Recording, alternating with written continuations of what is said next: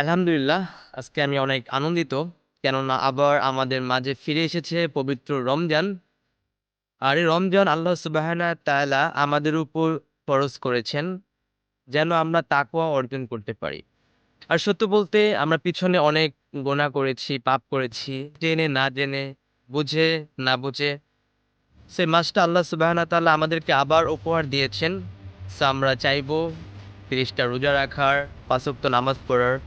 যেন এই রোজার নামাজের উসিলায় আল্লাহ সুবহানাহু ওয়া তাআলা আমাদের পিছনের গুনাহগুলো মাফ করে দেন। সো এটা আমাদের একটা বড় অফার আল্লাহ তাআলা দিয়েছেন। কারণ দেখেন আমরা যখন শপিং এ যাই তখন ভালো কোনো অফার পেলে ওটা কখনো মিস করতে চাই না। রাইট? মিস করি না।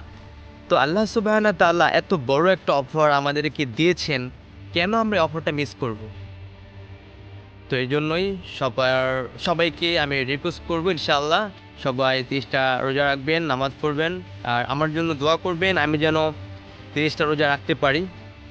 সো ওকে, আসসালামু আলাইকুম।